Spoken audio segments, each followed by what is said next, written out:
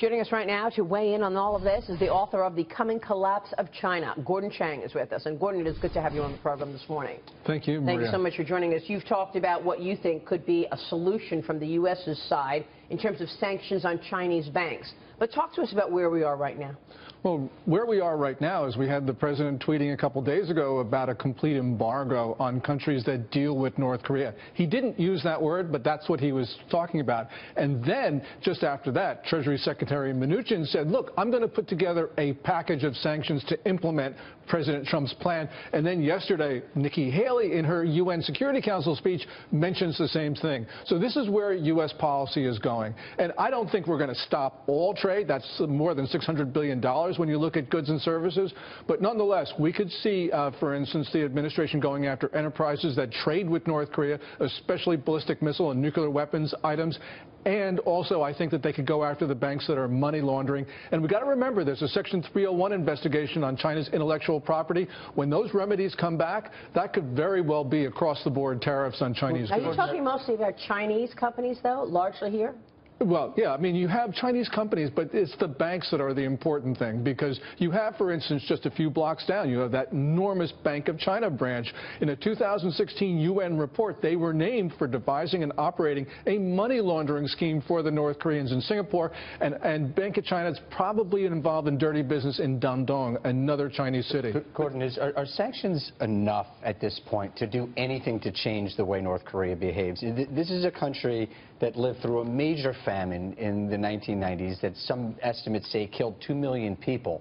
Putin was out the other day saying they would rather eat grass than give up their nukes. What makes you think that sanctions are going to get us anywhere? Depends what the sanctions are. If they're half measures, as Ambassador Haley said yesterday, no, they're not going to change anyone's behavior. But if there were to be a cutoff of oil or a full embargo in North Korea, you can be sure that the people around Kim Jong-un, maybe not Kim himself, but the people around Kim Jong-un would change their minds. Also, if we were to unplug the Chinese financial system by going after their banks, because it's not just Bank of China, that would rock the Chinese economy, could very well change the political system in China.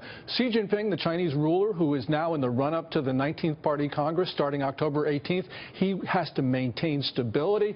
Trump has a window of opportunity to really push the Chinese in better directions if he's willing to show political will. And political will in this case, Maria, I think is actually declaring Bank of China a primary money laundering concern, denying it access to its dollar accounts. You know, whatever we think. What are the implications of that? What happens in terms of the U.S.'s business with the Bank of China? You're saying just a few blocks away, you've got the branch here in New York. Yeah, of course there's going to be blowback, and we are going to accept costs.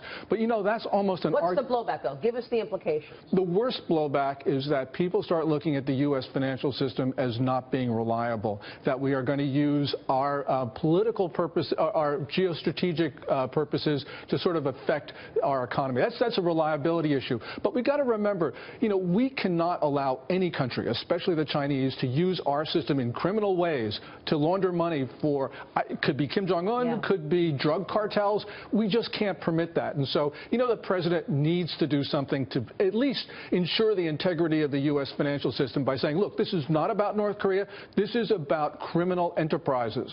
Yeah, right. We're talking here about sanctions. We've been talking about sanctions for a very long time. There are skeptics out there who are saying that's not going to work. Militarily, what's actually on the table here? I mean, what are the possibilities there if sanctions just can't get it done? Well, as I said, it's the type of sanctions. But, you know, your question about what military options, you know, people always talk about surgical strikes. But there is one military option we don't talk about and which we really need to consider, and that is interdicting North Korean ships. We know that the North Koreans sell big ballistic missiles to the Iranians.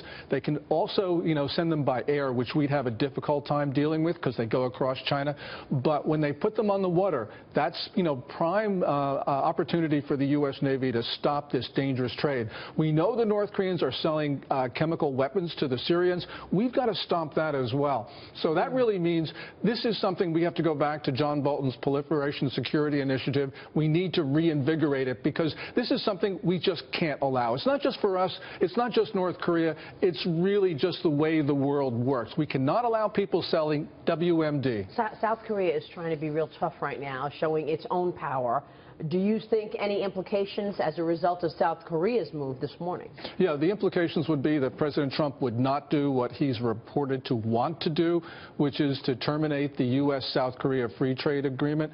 You know, yes, the South Koreans are bad traders, and we really need to renegotiate KORUS, as it's called, but not at this particular moment, because we need our allies. And this deal was never about trade primarily. It was about strategic issues, and we need to sort of solidify North Asia at a very volatile time. Well, what are the chances that we see real regime change, that the U.S. forces regime change in North Korea? Somebody's going to come and take this guy out. Yeah. Well, you know, eventually that will happen. The North Korean people will do it because, you know, there's now a money culture, as they call it. Right. And Kim Jong-un is divorcing himself from society. He's losing support. And it's not just the regime elements around him, and that's critical, but it's also the North Korean people who don't really care for him. Do you see that? Do you see?